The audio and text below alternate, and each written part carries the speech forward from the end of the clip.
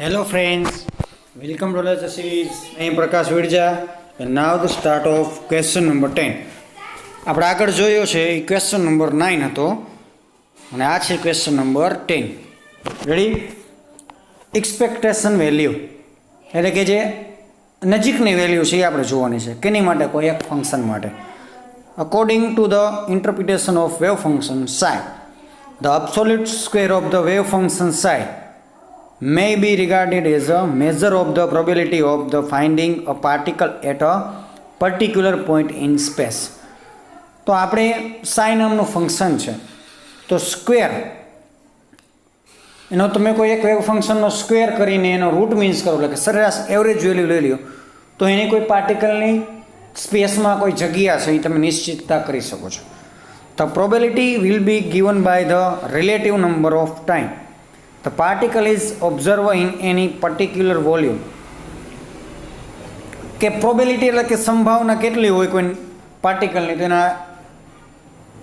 Volume કદ કેટલું છે એના નંબર ઉપર આધારિત છે. એનું કદના આધારે એની તમે પ્રોબેબિલિટી સંભાવના શોધી શકો કે કોઈ પાર્ટિકલ છે એની પ્રોબેબિલિટી કેટલી હોય.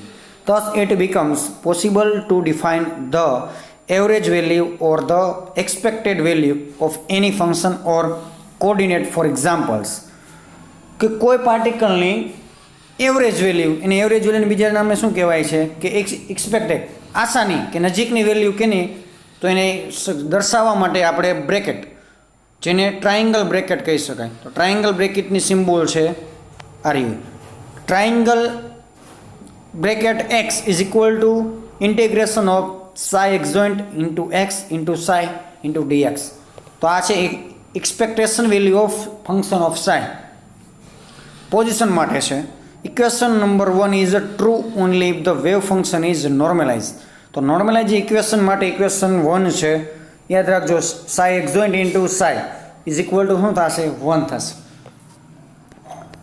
તો expectation value of x is equal to integration of psi adjoint into x into psi into dx upon integration of psi adjoint into psi into dx. Equation number 2. તો expectation value of normalisation function is equation number 2. યાદ રાખજો normalisation ફંક્શનની expectation value of displacement માટે તો expectation value of x is equal to integration of psi adjoint into x into psi into dx upon integration of psi adjoint into psi into dx. આ છે normalise ફંક્શનની expectation value.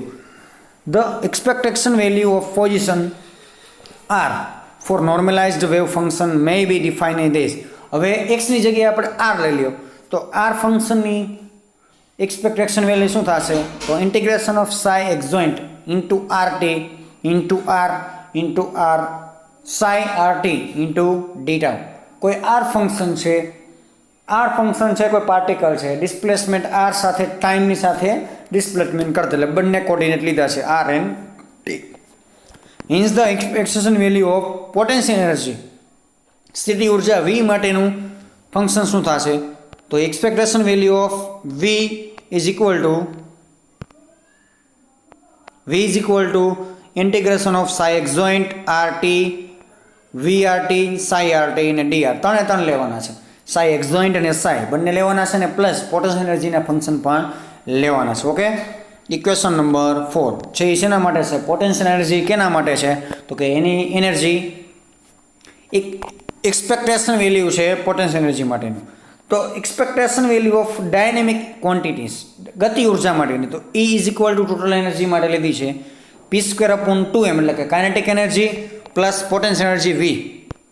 આ શું છે? Kinetic energy છે અને આ શું છે? પોટેન્શિયલ એનર્જી છે અને એ છે ટોટલ એનર્જી. તો total energy E bracket is equal to p² upon 2m in bracket plus v in bracket. Okay.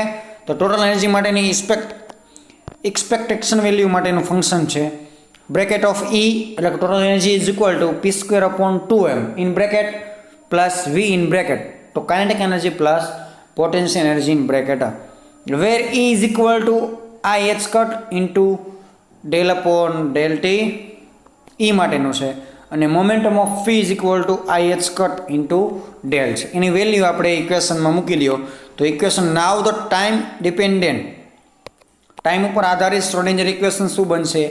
I h cut del psi upon del t is equal to h cut square upon 2m. પીની જગ્યાએ શું મૂક્યું છે? I h cut into del, તો del square psi plus v del Sai. આ equation મળશે. યાદ રાખજો, વન ડાયમેન્શન માટેનું શ્રોડિંજર ટાઈમ ઇન્ડિપેન્ડન્ટ ઇક્વેશન છે.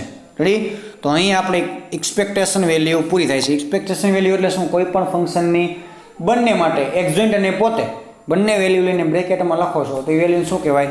Expectation value. નાવ આજે ઇક્વેશન નંબર 10 હતું. આગળના લેક્ચરમાં આપણે ઇક્વેશન 9 હતો અને અત્યારે જે 9 છે એ આ લેક્ચર માટે 10 છે. ઇન્ટરચેન્જ થઈ ગયા છે તો ખાલી નંબર તમારે ફેરવવાના છે. નાવ ક્વેશ્ચન નંબર 11. ઓપરેટર, તો કોઈ ફંક્શન માટે ઓપરેટ કરે એવા ફંક્શનને શું કહેવાય છે? ઓપરેટર કહેવાય. An operator is a quantity which change a function into another function. ઓપરેટરનું કાર્ય શું છે? એક ફંક્શનને બીજા ફંક્શનમાં ફેરવવું છે એને શું કહેવાય છે? ઓપરેટર કહેવાય. તો this is the definition of operator. Okay, તો for example the operator d upon dx so differentiation with respect to x. તો આપણે એક્સને ડી બાય ડીએક્સમાં કન્વર્ટ કરે છે તો અહીં એક્સ શું છે? ઓપરેટર છે. Where it operates on a function f of x is equal to x in raise to n. તો ડી બાય ડી એક્સ છે શું છે? અહીં ઓપરેટર તરીકે વર્તે છે. તો ફંક્શનને જો કન્વર્ટ કરી નાખ્યું X upon N, sorry X raise to N ફંક્શનને શેમાં કરી નાખ્યું?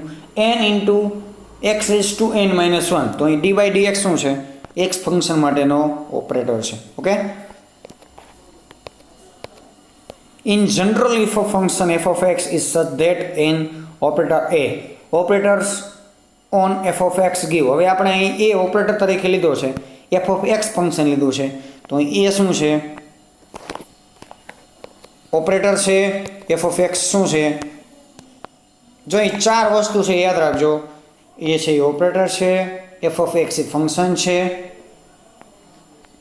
અને એ શું છે? આઇગન વેલ્યુ કહેવાય. તો એ ચાર નામ છે. તો નીચે આપણે વિગત લખેલી છે. જો equation 1 f of x cold is eigen function. f of x ને શું કહેવાય છે? આઇગન ફંક્શન કહેવાય. પછી a is eigen, capital a is eigen operator કહેવાય અને small a is eigen value કહેવાય. ઓકે, તો યાદ રાખજો, એક એક માર્કમાં પૂછાઈ શકે. આ ફંક્શન આપેલું હોય વેર a ઇઝ શું છે?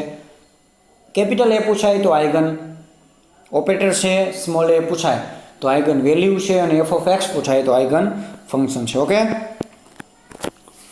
Eigen value of the operator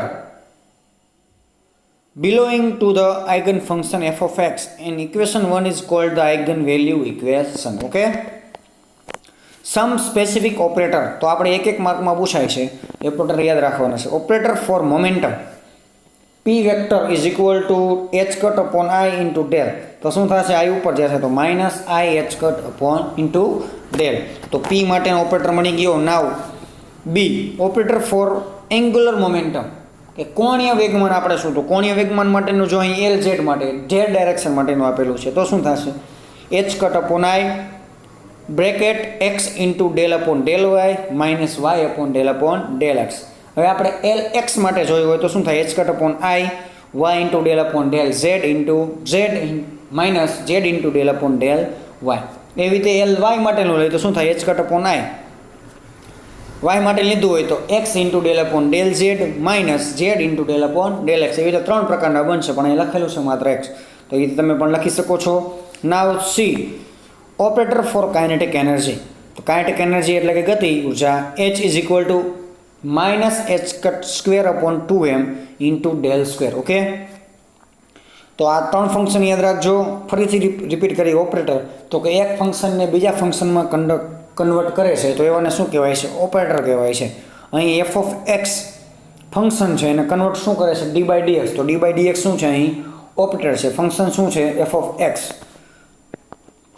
તો એક ફંક્શન લીધું છે capital a into f of x is equal two small a into f of x. તો કેપિટલ a શું છે? અહીં ઓપરેટર છે. f of x શું છે? આઇગન ફંક્શન છે અને સ્મોલ a શું છે? આઇગન વેલ્યુ છે. આખા ફંક્શનને શું કહેવાય? Eigen value equation. પછી આપણે મોમેન્ટમ માટેનું આઇગન ઓપરેટર માટેનું ઇક્વેશન જોયું. p is equal to minus i h cut del. પછી એંગ્યુલર મોમેન્ટમ માટેનું z ડાયરેક્શન માટેનું h cut upon i into x into del upon del x del upon del y minus y into del upon del z છે. એવી રીતે બીજા પણ ડાયરેક્શનના તમે જોઈ શકો છો. પછી કાઇનેટિક એનર્જી માટેનું h is equal to minus h cut square upon 2m into del square. તો આ અહીં આપણો ઓપરેટર નામનો ઇક્વેશન છે એ પૂરો થાય છે.